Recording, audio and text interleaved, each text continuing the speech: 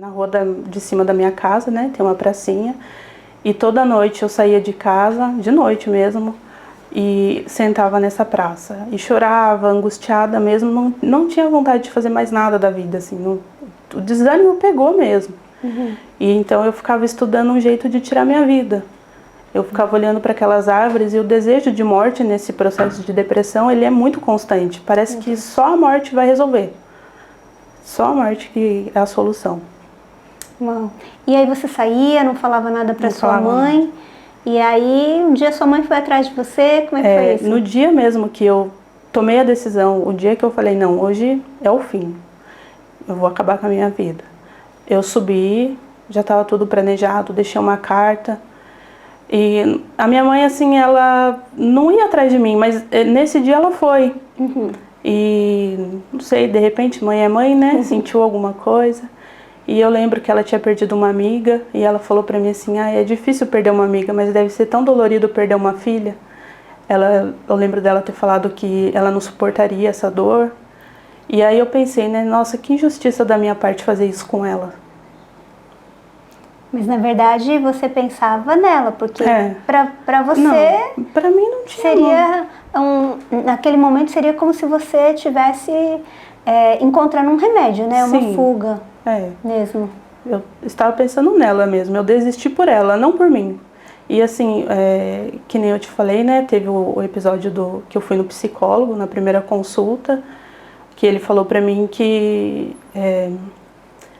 a minha tentativa de suicídio não era tentativa, porque eu não tinha marcas, que quem tenta tem marcas.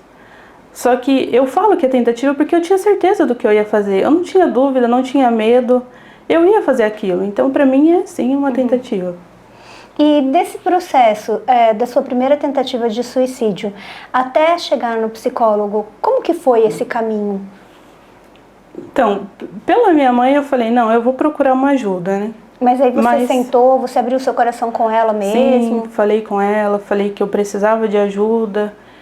Embora, assim, na minha casa, o pessoal entendesse no tempo, naquele tempo, que psicólogo e cristianismo não andava junto, né?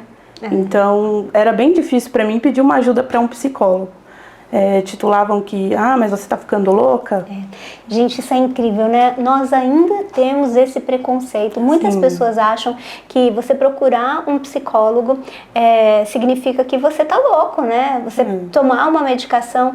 E eu lembro uma vez que uma profissional, ela me explicou algo, né? Falou, o nosso problema é que a gente acha que a depressão, nas suas diversas faces, ela é duas bolas amarradas na perna de uma pessoa, né, igual nos desenhos animados e tal, mas na verdade é uma coisa totalmente fisiológica também, né, porque você tem um problema aí bioquímico mesmo. E aí a pessoa tem um problema de insulina e ela toma insulina. Se ela tem um problema de pressão alta, ela toma remédio para pressão alta. Por que se a pessoa tem uma dificuldade, né, de produção de algum tipo de hormônio, de alguma coisa no organismo, por que ela não pode tomar medicação para isso, né?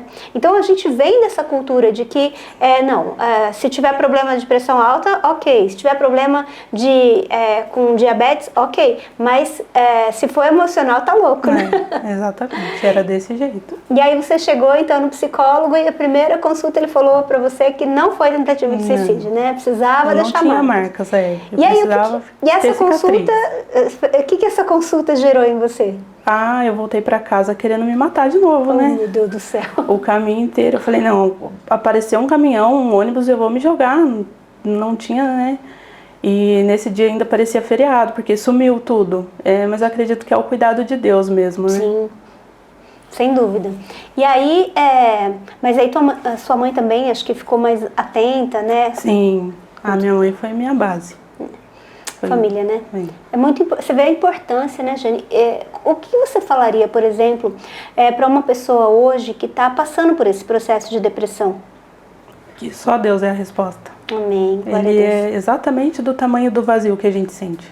Então só Ele vai preencher. Amém. E eu penso também que, apesar de ser difícil, né, eu imagino que deve ser algo muito difícil, mas essa necessidade de verbalizar, né, de sentar, de conversar com alguém e sim, procurar uma ajuda, né? A gente precisa dividir os problemas. Uhum. Não dá para carregar sozinho, né? Sim. É pesado, então precisa dividir. Se dividir um pouquinho para cada um, não vai ser tão pesado mais.